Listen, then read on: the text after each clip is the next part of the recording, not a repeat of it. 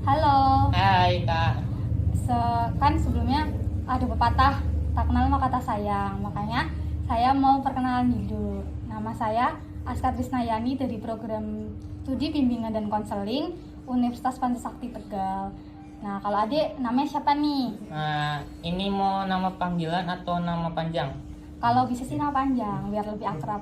Nah, nama saya Yuki Trisno Aji, biasa dipanggil Yuki, atau guru saya waktu SMP itu panggilnya Aji. Aji. Oke. Terus sekolahnya di mana nih?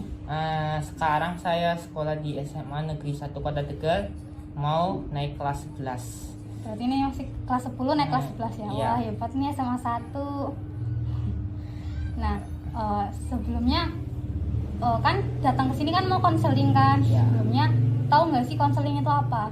Dulu waktu saya SMP, saya mempunyai pandangan bahwa bila saya masuk PK atau bimbingan konseling, berarti saya memiliki sifat atau bisa dibilang nakal. Nakal, Iya. tanda kutip nakal Iya. gitu ya.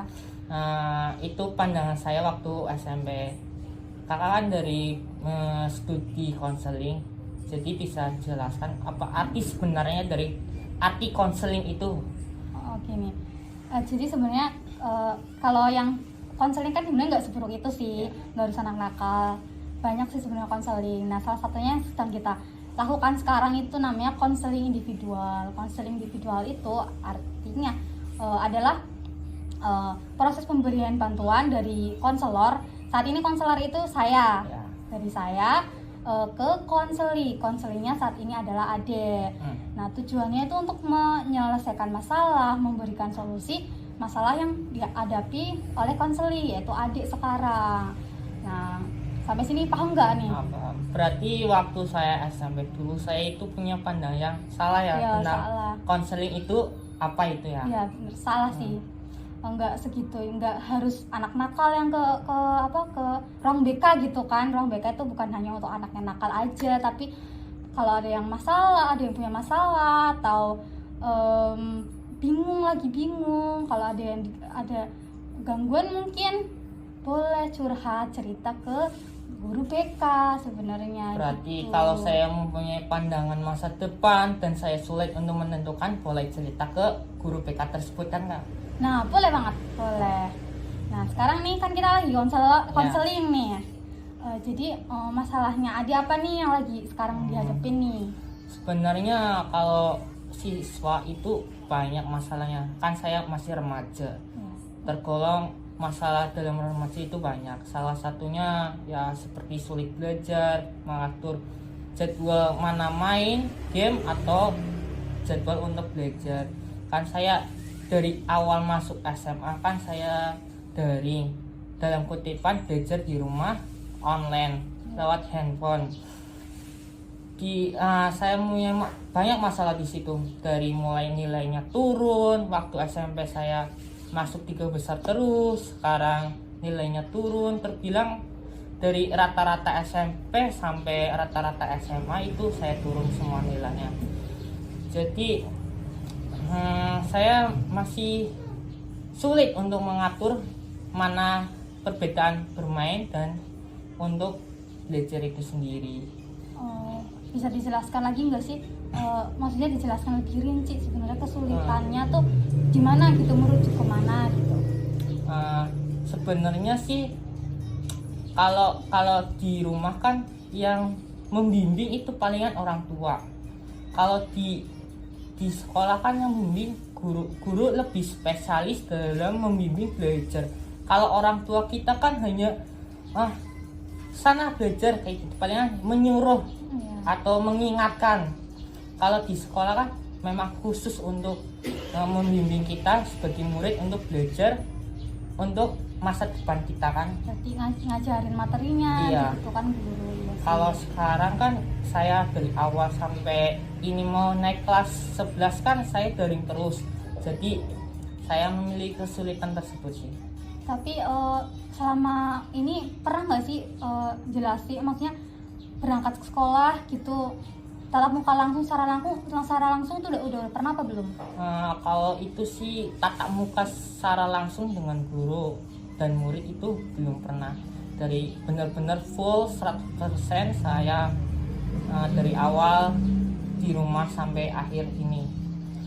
Saya cuman berangkat sekolah itu cuman 1 kali, itu hanya perkenalan di lingkungan sekolah saja. Seterusnya pelajaran sampai dari awal masuk kelas 10 sampai mau naik kelas 11 ini saya full daring.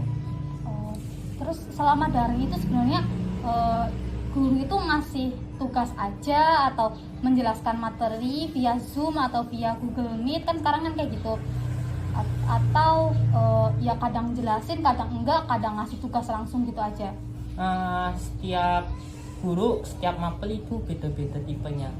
Dari mulai ada yang giat sekali memberikan materi full materi, ada yang giat sekali memberikan materi dan tugas, ada yang hanya sekedar memberi basic materi langsung tugas ya ada yang langsung memberikan suatu video di YouTube menjelaskan, guru itu menjelaskan langsung secara materi lalu diberikan video itu ke murid-murid. Ada yang seperti itu, ada yang langsung, ada juga yang tidak sama sekali memberikan materi ataupun tugas, hanya mengandalkan nilai-nilai seperti ulangan harian, ulangan tengah semester, dan ulangan akhir semester, seperti itu. Dengan metode dan cara-cara yang berbeda-beda seperti itu, sebenarnya adik sendiri ini paham nggak sebenarnya sama materi yang dijelaskan? Kalau misalnya dijelaskan atau yang dari YouTube itu sebenarnya adik paham atau enggak? Itu masalahnya. Kalau di YouTube kan, kalau kita mau nanya, respon gurunya kan terbilang lambat, bisa dibilang lama lah. Kalau kita tatap muka secara langsung, guru menjelaskan, kita bertanya, guru itu, kalau kita tidak paham kan kita bisa bertanya ke guru itu, dan guru itu bisa langsung menjelaskan.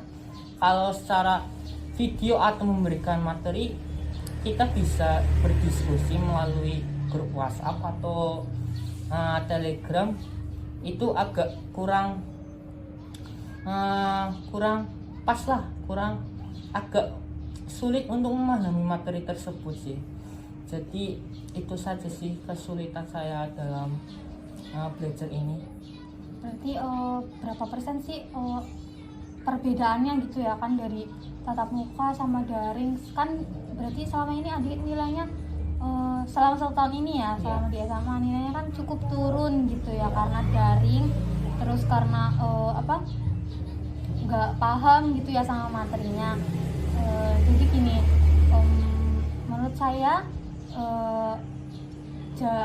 solusinya ya adik itu mempelajari materinya benar-benar, karena ini kan lagi masa pandemi gitu ya. Jadi mau nggak mau ya kita harus ngikutin peraturan dari pemerintah. Kita juga biar semua kita sehat, biar kita semua terhindar dari virus, makanya kita harus ngikutin sama peraturan yang sekarang, meskipun ya dengan segala dramanya kayak gitu, kita harus bisa survive sama lingkungan kita yang baru sekarang kayak gitu. Saya juga berusaha memahami situasi saat ini.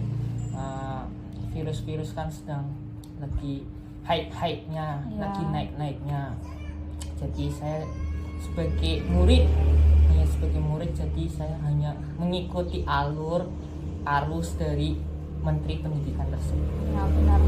Untuk caranya gimana sih supaya belajar? Mungkin menurut saya, saran dari saya mungkin adik untuk pertama ya adik ikhtiar belajar, berdoa supaya ya pandemi ini cepat berakhir. Terus ikhtiarnya dengan ya kita lebih giat lagi lah. Kalau misalnya ibaratnya kalau sekolah kan, kalau tatap muka kita mengandalkan guru kayak gitu kan ya. Kalau sekarang kan kita harus belajar sendiri, harus gimana cara kita memahami materi tanpa harus dijelaskan sama guru, tanpa harus bertatap muka sama guru kan ya.